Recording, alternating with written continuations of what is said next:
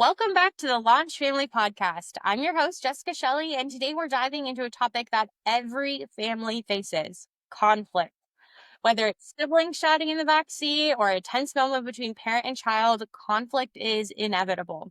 But it doesn't have to be destructive. Today's guest, Jennifer Greve, is an educator, principal, coach, and trained mediator. She spent her career helping students and families navigate conflict in healthy, developmentally appropriate ways. And today she's sharing those tools with all of us. Jennifer, welcome back to the show. So excited to be here again. It's fun talking with you. Yes. Well, oh my gosh, conflict. I just told you before we jumped in, I'm like, oh, I'm so cheerful in the mood to talk about conflict. Conflict. Dun, Oh, dun, dun, dun.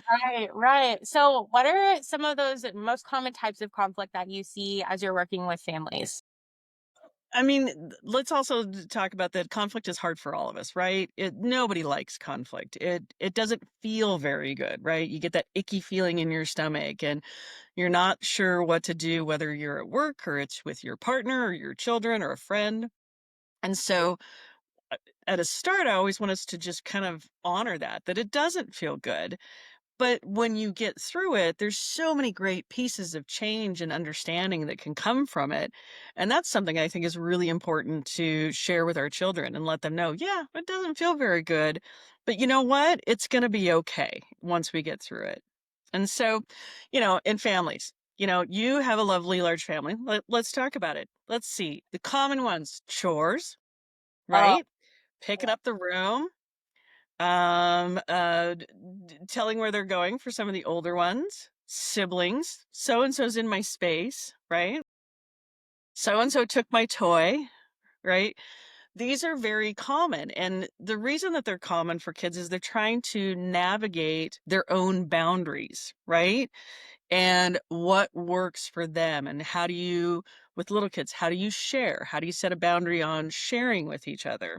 When they get older, how do you set the boundary and teach the responsibility of, like, well, this is your chore as part of this family? And so it is such a great way for kids to understand, this is what's expected of me. This is what I want to set for myself. Okay.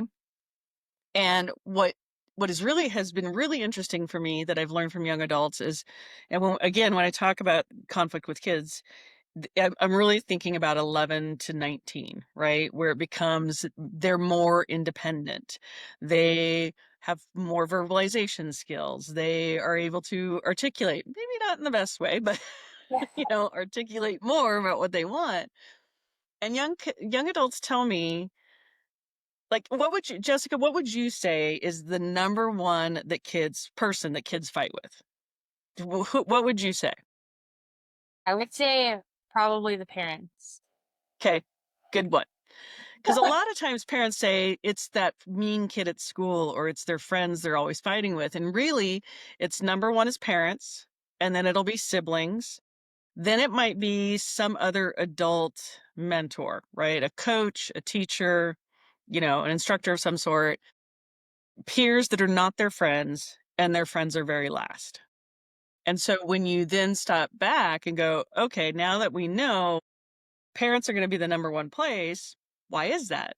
It's because we're safe, right? They can practice pushing boundaries with us. They can practice standing up for themselves in a situation and have us there to help them figure out what's appropriate, what's not appropriate. Doesn't always feel good for us, right? As parents, it doesn't feel very good. And we get really frustrated. It's like, why won't you just do the dishes?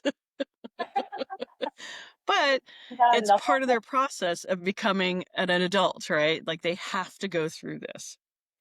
Yeah, I And think it's a great perspective too, because like I'm thinking as a mom, like I have 6 children, right? And so I'm navigating conflict with them, but then I'm also helping them navigate the conflict that they're having with each other. And then if they disagree with what I say, I'm like, oh, how you should handle it with your brother.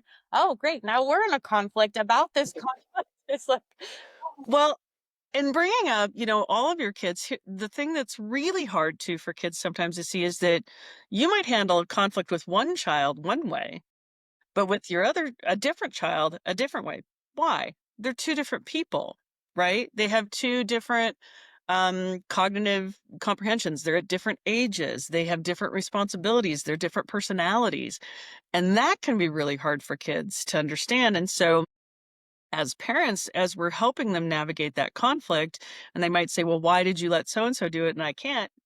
It's appropriate and necessary to be honest with them and say, well, because your sibling is this age and he and I've already dealt with this problem before and he's doing it this way. You're working on this right now. And they might stomp and say it's not fair, which is natural. And, it's like, well, I know that that doesn't feel very good right now.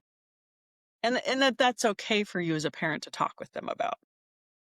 Yeah. I mean, since parents are, the number one kind of like source or like peace conflict player, we'll say, Mhm.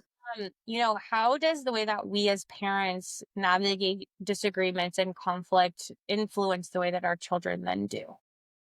It's just like anything that, as a parent, they're watching everything we do, right?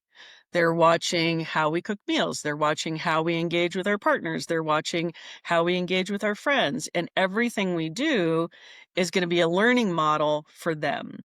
And so, one of the things I think is important sometimes for parents is to kind of be honest about, well, I always say be honest with your kids to the best of your ability, but be honest about, wow, man, I'm fighting with my friend and this is really hard because I don't like fighting with my friend. And you don't have to give them specifics, right? You don't have to go in the nitty-gritties, but you can just say, this is really hard for me because I care about my friend and I want us to be okay, but I'm not sure what to say. And sometimes just talking about that, your kid might surprise you and go, well, mama, you always tell me to just say I'm sorry and that I love them, and then we figure it out. And then you kind of sit back and go, "Oh, yeah, I do say that, don't I?" Oh, little sponges for They sure. are. They are Yeah. total little sponges. Oh my gosh. Yeah, we were at baseball because my oldest three, they all play baseball, and one of their little sisters had tripped and fallen at a baseball game, and she Mhm. started crying and getting really upset. And one of the dads turned around because he heard that she was crying, and he started laughing. And our third son, he's like he's 5, mind you, like this little tiny boy in like the grand scheme of everyone, and he looks this guy like straight in the eye, and he's like, "That's not funny. She's hurt." And I was like, oh, what do we do? Like, do we say good job? Like, good job, buddy. Like, good job for standing up for your sister, right? But then at Mhm. the same time, like now we're in this dynamic of like, oh, there's an adult, and technically he's like telling him not to do something. Mhm. And so I'm curious, what was the man's response? he like looked at him like kind of frozen, and then he's like, and turned around, and it's like, no, this whole situation is not funny. Like you were just called out by a 5-year-old little kid about Mhm. not a great way to handle something that happened. Right? They pop up, but we didn't even know that that was going to happen. And so to again just know that we're going to approach it with our own integrity and intention of, you know what? The little boy wasn't wrong, was he? Yeah, He that's wasn't wrong. And probably calling him out, I bet the man laughed because he didn't know what to do, because in his mind he was probably like, yeah, that's right. I shouldn't have done that. And so often, and this is something really that pay attention as parents, like watch when your child is in the middle of a conflict or they're being called out. Do they laugh? Mm, Because laughter can be a defense mechanism when they don't know what to do. Very much like this example that you just gave us. The man probably didn't know how to respond. And so what do? Well, you laugh and go, "Phew, okay, and move on. And for a lot of kids, that will be a situation that's uncomfortable. It's an automatic to laugh. And that's hard for us as parents because are they laughing at us? Are they laughing at their sibling? Are they laughing at their friend? And the reality is they're just laughing because they don't know what else to do. It just naturally comes out as that piece of, I'm uncomfortable, so I'm just gonna laugh and then it won't be uncomfortable anymore. that is so powerful too. Like I'm thinking back to my classroom days of like as we were navigating things in the classroom and you have 25, 30 kids, Yep. how do we navigate through those, things together? I need to be a little bit more reflective with my own children now too. But it's I mean, and Yeah. that's why we're having these conversations because especially with topics like conflict, it's going to be everywhere. And it can be as simple as the chores, as we've already described. But then your child's going to grow and it's going to be larger conflicts with friends that are going to be around boundaries. No, I don't want to go out to that party with you because I am not comfortable doing that. Now the friend is mad. Right? It could be that they were on social media and they saw that their good friend had a party, an innocent birthday party, and they weren't invited. Well, now we have a conflict too. So conflict comes in so many shapes and forms and variations that it really is important to look at it in the moment and say, how can we approach this? What, first and foremost, what's going on? What actually happened? Did you really not get invited to the party? Did you say something? Right? What happened? And I think too, within that, just the digging into the information, I think it's also really valuable to just honor whatever our child is feeling, right? We talk about that all the time, every day. Wow, I can see why you'd be hurt not being invited to the party. What do you know what happened? Can you tell me what's going? Do you feel like you weren't trusted? Does it feel like, and get them to start talking about that. One of the things when our children hit conflict is they're looking for language to discuss it. They don't know what it means. They don't know how it feels. And so I used to share with parents all the time, there are examples all over the internet of them. Emotion wheels, right? The center starts out with happy, mad, glad, the simple words. And then it branches out from there to more specific types of that feeling. I'm mad. Okay. Are you hurt? Are you angry? Are you frustrated? Are you, distrustful? And by building those words out, students and kids can then start to see, oh, there's layers to this, and that being frustrated is different than being irate, right? So when they have a conflict, if you can work with them on language, on how it is they feel, you're giving them vocabulary, which is very important because half the time it just feels and they can't identify it, and then that feels out of control. So once we've done that, we can say, okay, you're frustrated that your friend isn't listening to you about this boundary. Now it's identifiable. Now your child can really look at it as a situation and say, okay, yes, I'm frustrated. Now what can I, as the child, control? I can control really telling my friend that this is my boundary and that if you don't like it, maybe we can't be friends.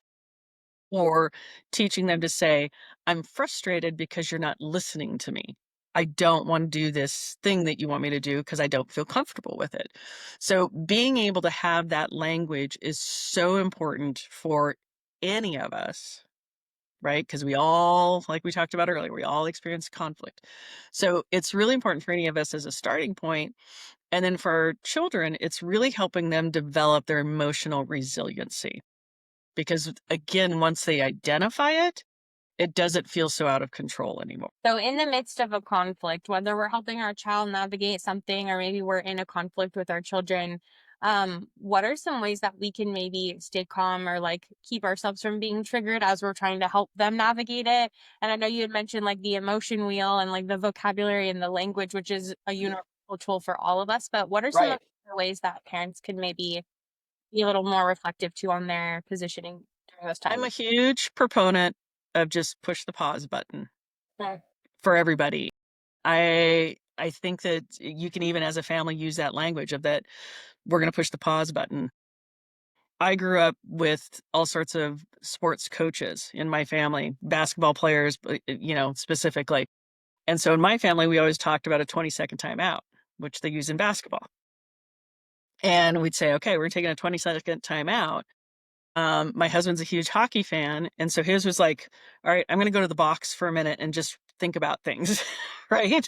Well, So so being a family that uses whatever language it is for you that makes sense as the family, push pause, 20-second timeout. I'm going to sit in the box and think about myself for a minute. It's really helpful. I mean, because when you are in the moment of that heated frustration, that heated of why don't you just do the dishes, or your child is in the heated this friend isn't listening to me. Sometimes it's really important to say, okay, let's just relax for a minute. Let's take a minute and calm ourselves down. And you can even have everybody's like, okay, boxing, right? Go to your corners. I love a good sports analogy. And take some deep breaths. And once you can calm that energy down, then we're going to come back. Yeah. Dr. Danielle Siegel has a system called COLE, which I think is really important. And that once you've you've pushed that pause button, now you're going to come back as a parent and we're going to be curious. Curious. That's the first thing with any conflict. And I would use this with my friends and my colleagues as well. What is actually going on? You need to be authentic and say, how come you're yelling at me? And I always promote, don't, as a parent, try to stay away from why. Why tends to sound very accusatory. When you say how come, it's much more open-ended for kids and feels a little less threatening. And so you're saying, well, how come you and so haven't been talking for a while? Or I don't understand. How come you're yelling at me right now? Can you tell me what's going on? So approach it with that curiosity. Then you want to be just really open to whatever is now going to come out of your child's mouth, right? Whatever the story is that's going on for them. You as the parent, and I'm an Irish redhead. When my daughter would then tell me that so-and-so did this to her, did that to her, I was like ready to get out of my seat and go take care of it. Mom bear's coming. Mama bear's on loose. And so you have to just be able to keep yourself calm and open to whatever it is they're going to tell you. And then you're going to practice, you're going to be accepting. So we have COA. You're going to be very accepting and you're going to practice empathetic listening. And that can be hard for parents because we are solvers, right? We are fixers. We do want to take care of it. We're here to teach our children. And so we're full of advice right away. But we need to stop and just practice empathetic listening. Use it as a moment to really hear what your child is saying. Go back to asking some more questions about, well, you were mad. Let's use the emotion. Well, can you dig into that a little bit more for me? Or your friend didn't invite you to that party. Can you tell me what was going on before that? And be open to whatever they're going to say. And then at the end of the day, just be very loving, knowing that you are their safe person. You are where they're learning everything from. You are the model of, I can have a conflict. I'm going to go through this and I'm going to be okay at the end of it. So I find that that's really important whenever you're in the midst of a conflict with your child or your child is bringing a conflict to you. Like, this is what's going on. When I want to touch back on something, which is like the mama bear wanting to come and like fix things, right? And so Yeah. what is that like balance between like letting the kids work it out, like this is a conflict that they can figure out, and like when should I step in as a parent? Well, I think if we're talking about, so here's where we need to talk about different kinds of conflict. So if we're talking about conflict between siblings, okay, I feel like that there are probably house rules for everybody in terms of, right, how we handle conflict. And so obviously, if there's a point where the siblings are being very physical with each other, we're going to break it up, right? That's the key. We're jumping in right now. Nobody's throwing fists at each other. I don't care if you're 4. But so obviously, if there is a physical danger to anybody, step in. Okay. And then at that point, it becomes the teaching moment for this. I'm sticking with siblings right now of, okay, we're going to practice what we do as a family. We're going to push pause. Everybody's going to take a break. Now we're going to come back calm and mom or dad gets to lead the conversation and you facilitate for them. You don't say, you don't get that toy. It's your toy. You lead the conversation in terms of helping them kind of figure it out. And the reality is sometimes it's going to happen again. And so we're going to have the same thing because it's practice. We are constantly practicing. I tell parents all the time, yes, you have a child, but you're raising an adult. When you look at that 4 and 5-year-old, you're raising an adult. And so every time you practice, you're helping them practice becoming a better person. Now, when it comes to things like school, different kinds of conflicts, right? Conflicts with the teacher, conflicts with a bully. And we can touch on that in a minute too. But your approach as a parent is that you want to, especially in that middle school to high school, you want to help your child advocate for themselves. So the goal is that they're talking with you, they're working with you, they're getting ideas and tools from you, and that you're going to send them to school to try to deal with it themselves. And you're going to sit back as mom and dad and go, right? Because that's the goal. They're 20. We're not going to run in and save them every time when they're 20, unless there's physical harm or danger, right? That's a different level. Now, you might, as a parent, have a good relationship with their teacher or their vice principal, counselor, whomever, and you might come in and say, hey, just want to let you know, this happened at home. Here was the conversation. This is what my child's supposed to be doing. Just want you to know. Okay. Now, some people might call that lawnmower parenting. I'm going to go and smooth everything down and lawn so that my kid walks along on this clear path. It depends on your relationship with the school. I would say if you don't have that kind of relationship with the school and you've done all this work with your child and the child that keeps coming back over and over with the same problem, the same issue, same situation, then that's a moment where the parent steps in with their parental superpowers and says, okay, let's talk about this. And again, you want to go into those conversations because now the conflict has come from your child. They haven't handled it. Now, look, now the conflict's on to mom and dad and the parents. And so you're going to still go into that conversation with the same tools of being curious. Okay, we've been trying to help our child with this. This is what we've done at home. The problem keeps coming up. Can you give me more information? Because sometimes our child's perception is not what's reality.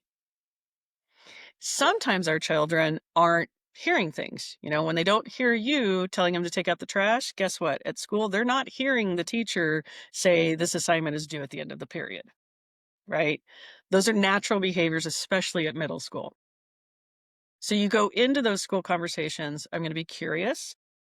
I'm going to be open to the answers. Yes, I am the end of the day advocate for my child, but I'm going to be really open and hearing from this person what might be going on. I'm going to have that accepting personality and listen openly and empathetic. Now, loving with your teacher or school, I don't know, you might have that, you might not, but you as a human being a compassionate, open human being, you still are going to try to approach that because when your kids get older, they might be sitting in on that conversation with you. And so now you are really modeling what it's like to have this difficult conflict-based conversation with another adult.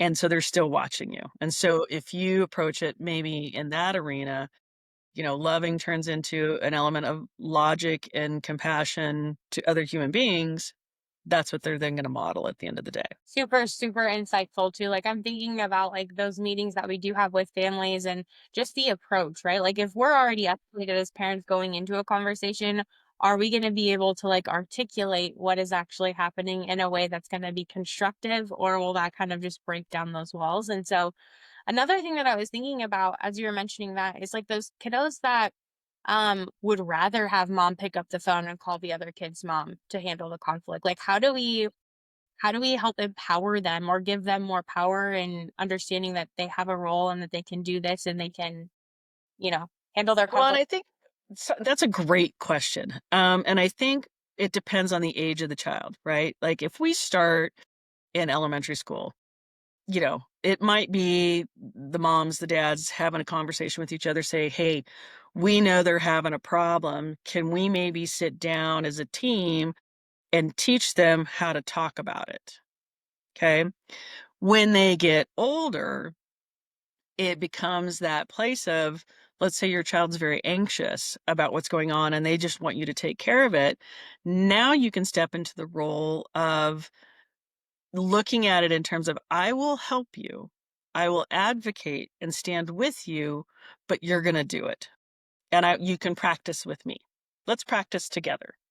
And you might even be able to, again, share with your child about, I've had a similar situation with my colleague just not too long ago, and this is what I had to do. So let's practice. And if you want me there, I will be there and with you, but you're going to have to talk about it. And then as a parent, you can teach them or practice with them different techniques for getting ready for a conversation like that, like deep breathing. It's totally okay and appropriate for kids, even middle school, high school, to write out what they might want to say so that they have some language ahead of time, especially your kids that are processors, the kids that really need to think about things. It's really great for them to just be able to write things out. And then they can walk into the conversation, and you as the parent can then help them articulate. Maybe they start stumbling on their words, and you can say, remember when you were telling me about this and you said it made you really frustrated? Can you maybe talk to your friend or your teacher about that? You've opened the door for them, but now they're going to have the voice around. I love that. I think too, like as you're describing this, I'm thinking of, a trip that we took to the grocery store and one of my children, they broke something at the store and there was this conflict then of like, okay, well, what do I do? Because I broke something, like I don't have the money to pay for it, right? Like, okay, mom, you'll handle it. You'll let them know that you broke it, like you knocked it off the shelf, right? And it's like, no. No, No, no. tell the person at the store that, I jumped and I knocked it over with my arm, and then see how you can kind of resolve the conflict there. Knowing like proximity is so helpful too. Like for those young kids, just like knowing that mom is right there with me, like that's really, like a safety thing too. Especially in public. I'm trying And to I would say too that, like, for your middle school, high school kids, knowing that the proximity, like, yeah, they start pushing us away, but knowing that you're still there in those difficult moments is still equally as important. I love that you bring that up. I'm not quite at middle school, high school yet. So I'm like, okay, my oldest is 9. I'm envisioning my little 5-year-old going up to this stranger at the store. My mom. Like, that's the thing that others help. But well, I'm trying to think too of like these, like conflict doesn't always involve like two people, right? Like it could be like speaking up, like telling the truth in those hard situations instead of lying. What are some of these other contexts? Like maybe do these similar strategies also apply in like a co-parenting dynamic, or maybe like extended family with grandparents and like helping them navigate those kind of conflicts too? Yeah, and it's, there's so many conflict resolution techniques that can be used across the board. And like I gave the example of coal, you can using it with your kids, but still using it when you go into a school meeting. Um, it is important for us within our extended families or in co-parenting to know these things and be able to use them together. In fact, I'm getting ready to do a course with a counselor in my community where we're teaching a co-parenting class and dealing with conflict between parents, yet keeping children out of the middle of it. So it's always going to be about teaching the families, um, having that. Oh, okay. Let me pause for a second. Because is your question is more about how do we give these other people the same tools? More of like, I guess just bridging the gap between these are like during our conversation, we've talked about it in like the school or the sibling or the parent dynamic, but also recognizing that these are tools that can be used in a variety of contexts. For example, if there's a conflict with grandma or grandpa, right? Like empowering them to also then solve the conflict instead of, because it's just a little different with family, right? Yeah. Um, And that's the thing that's interesting is that when you bring in grandparents or two household situation, now we are again dealing with different levels of people and how they handle conflict too. So with grandparents, it's going to be, are they willing to have the child at whatever age have this conversation with them? Right? Because now we might have a cultural element or a generational element of you listen to your elders and you don't talk back, right? We do know that there are young adults that as they get older, they're trying to explain to grandma and grandpa maybe choices that they have in their life, decisions of who they are and what they value, and being able to have that conversation with grandma and grandpa it's going to be even more important for parents who know grandma and grandpa and grew up with grandma and grandpa to maybe step in and have that facilitated conversation as well. Same with a co-parenting situation. And if there's step parents involved, it's an element of we as the adults have to be the responsible ones who sit up and say, okay, this is how we're going to have this conversation. This is what we're going to do. And we're going to do it together as a family, even though we have two homes, right? And we're going to practice with curiosity. We're going to practice with opening, being open to the whole idea.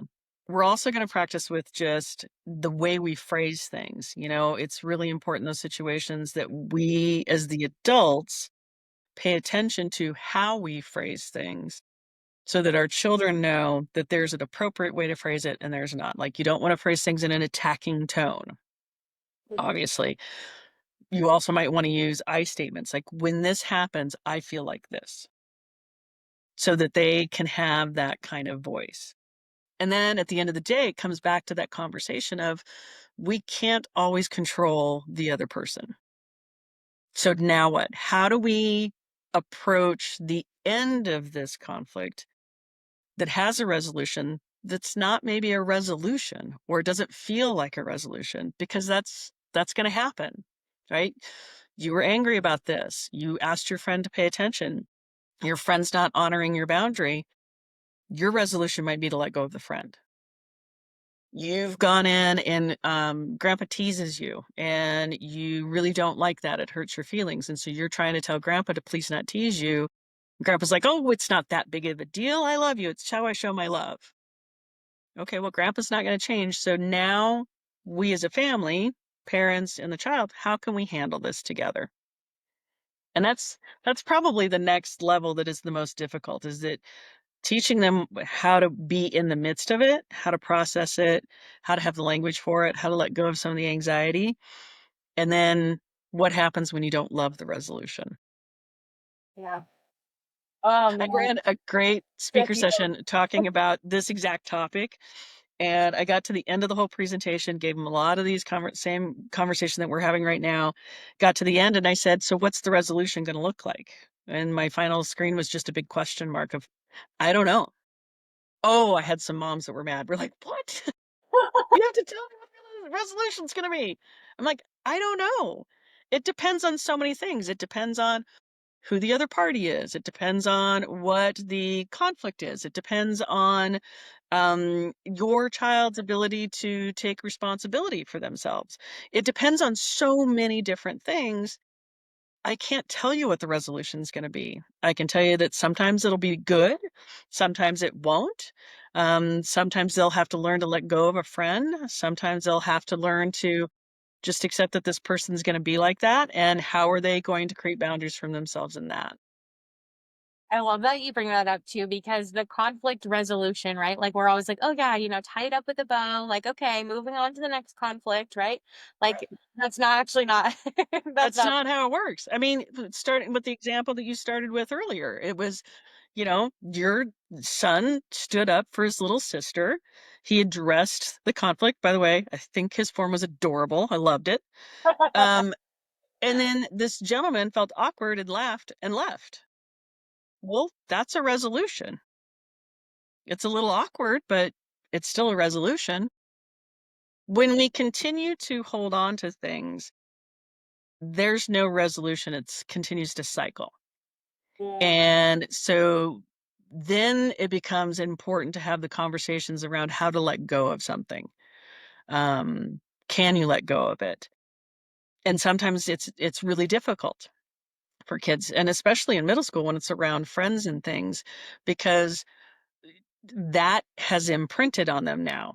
That they got into a fight with this friend talked about them behind their back, whatever the middle school drama might be, that is now imprinted on them. When I was studying conflict resolution, I had just started my administrative career and had been teaching middle school for years. And my final thesis was on, we're just taller versions of our middle school selves.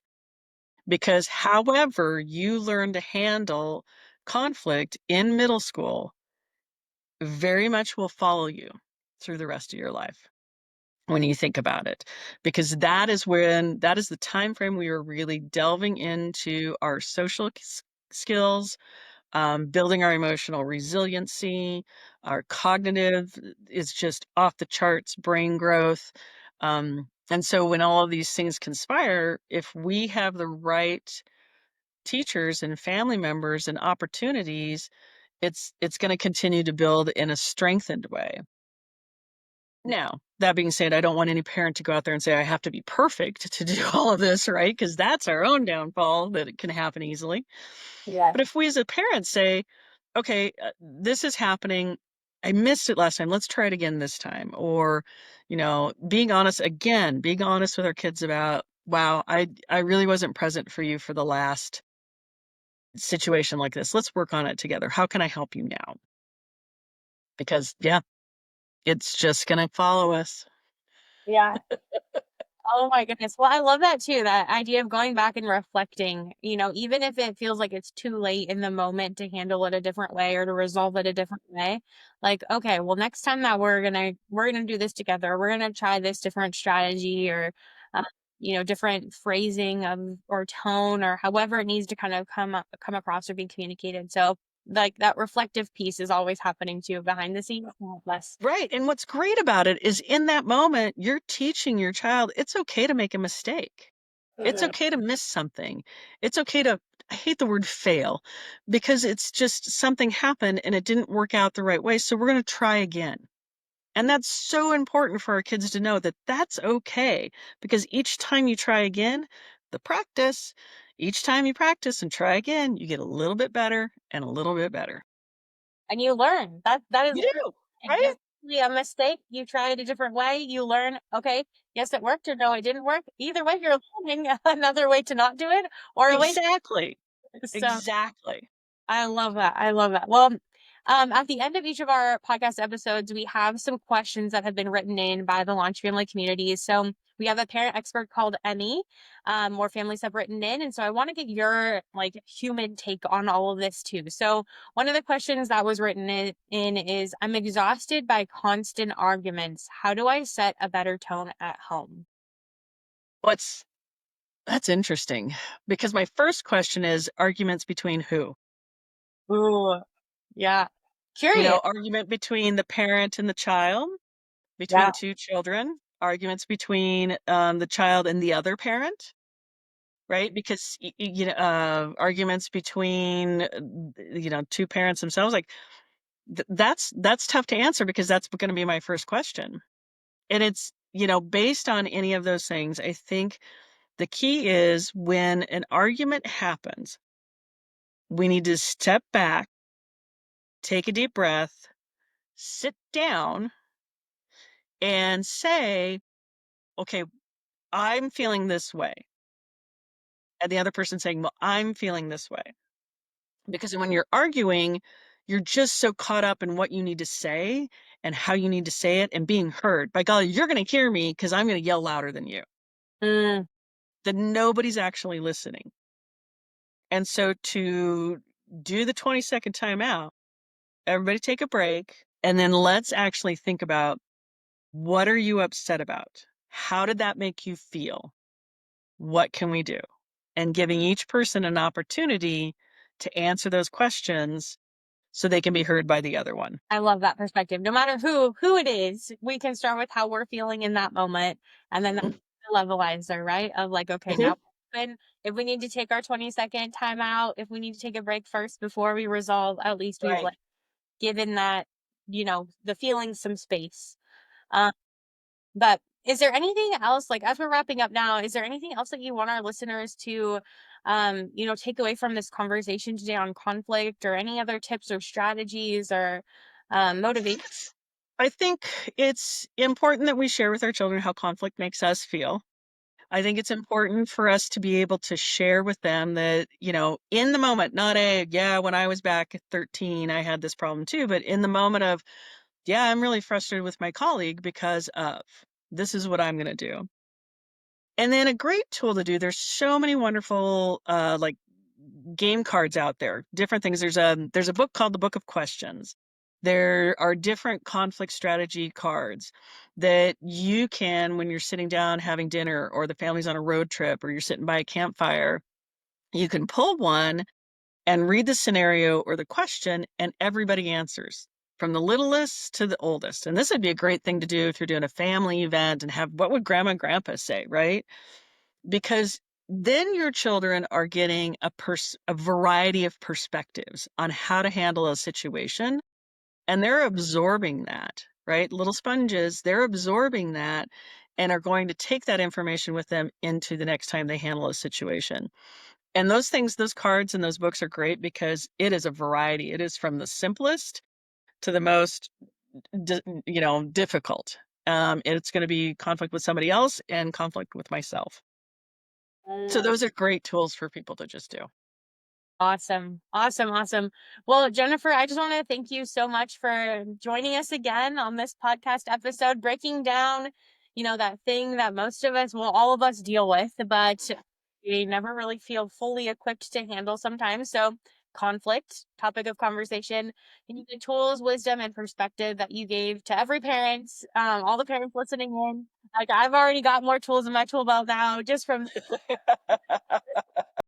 and so I know that our audience will also feel more confident moving forward. To our listeners, if today's conversation was helpful, be sure to subscribe, leave a review, and share it with a friend. And be sure to check out the show notes for ways to connect with Jennifer and explore more of her work. Until next time, remember, conflict is normal, It's normal. but how we respond to it is what makes all the difference. Thank you so much.